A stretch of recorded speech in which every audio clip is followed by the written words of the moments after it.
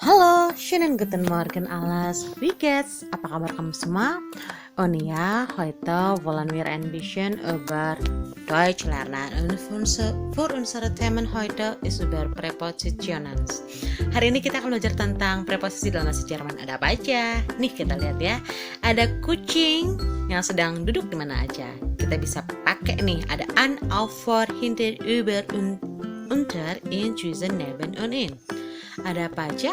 Die Katze sitzt an dem Tisch. Artinya kucing duduk menempel di meja. Next, Katze sitzt auf dem Tisch.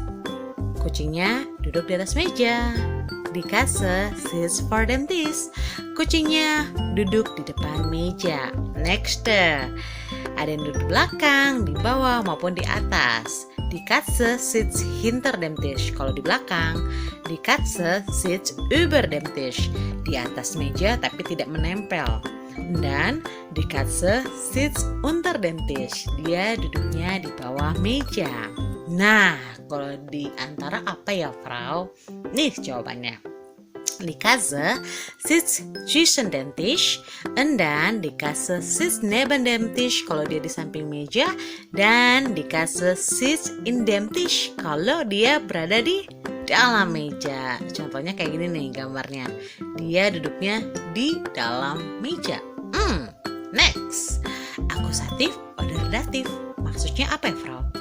Nah, kalau misalnya kita mau bikin kalimat, ada dua kasus nih kalau untuk preposisi, ada akusatif, ada datif. Contohnya ya, Beispiel kalimat pertama.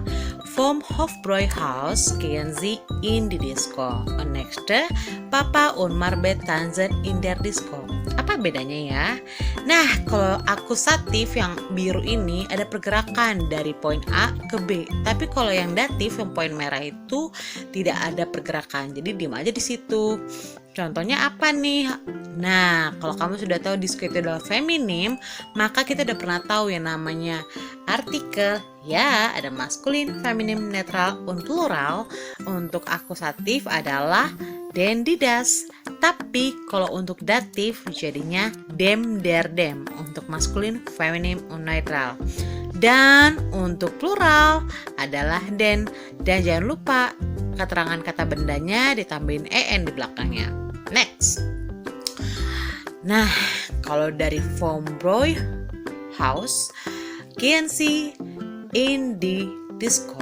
Jadi dari Hofbräuhaus mereka pergi ke disco, und Papa dan Marbet menari di disco. Nah, sudah dilihat yang akusatif ada pergerakan, yang datif tidak ada pergerakan. Jadi kita bisa lihat nih sama-sama. Kalau dari 4 kalimat ini, mana yang kata kerjanya ada pergerakan, ada yang tidak pergerakan. Contohnya, läuft, sitzt, bleibt, und gehen. Sudah kelihatan kan kalau sitzen und bleiben itu tidak bergerak. Und dan läuft und gehen itu bergerak. Maka jawabannya jadi kayak gini nih. Joel läuft vom Park hinter das Haus. Sitzt auf einem Schreibtisch. Bleibst du vor der Schule? Wir gehen in die Bäckerei. Schule und Bäckerei dia feminim, und Haus dia netral, und Schreibtisch dia maskulin. Oke, kelihatan kan perbedaannya? Next, contractions. Artinya singkatannya ada andem jadi am, indem jadi im, und indas jadi ins. Oke.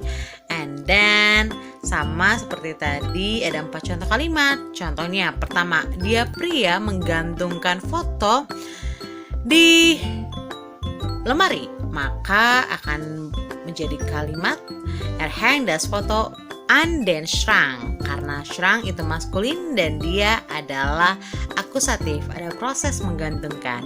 Und dann das Foto hängt am Schrank, artinya fotonya tergantung menempel di lemari, jadi dia tidak berubah. Next, Taylor ran vom Park in Haus.